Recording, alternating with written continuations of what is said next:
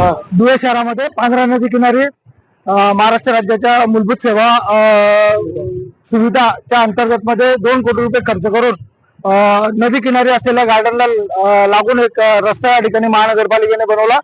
त्या अगोदर या ठिकाणी पांढरा नदीला संरक्षण भिंत बांधण्यात आली होती। गेल्या 2 वर्षापूर्वी पांढरेला पूर आला, त्यावेळेला देखील संरक्षण भिंत या ठिकाणीच उखडली गेली होती। वास्तविक पाहता या रस्त्याचं काम करत असताना ती संरक्षण भिंत या ठिकाणी मजबूत करण्याचं काम संबंधित ठेकेदाराचं आणि महानगरपालिकेचं होतं।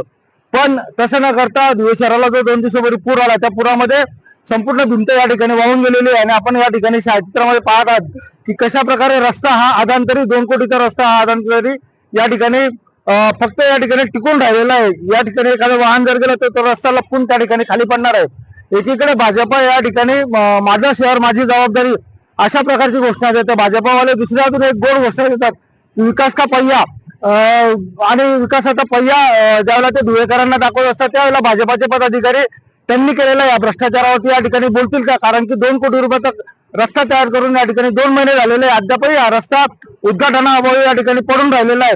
या ठिकाणी आपण बघू शकतात की रस्त्याला या ठिकाणी बॅरिकेडिंग, मातीचे बॅरिकेडिंग या ठिकाणी टाकलेले आहेत। रस्ता अजूनही वाहतुकीसाठी त्यांनी खुला केलेला नाही।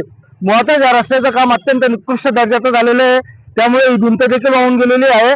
आणि हा रस्ता देखील जर अजून थोडासा मोठा पूर आला तो रस्ता देखील या ठिकाणी वाहून जाण्याची शक्यता आहे। या भ्रष्टाचाराला जबाबदार हे भाजपाचे पदाधिकारी आहेत, संबंधित ठेकेदार आहेत।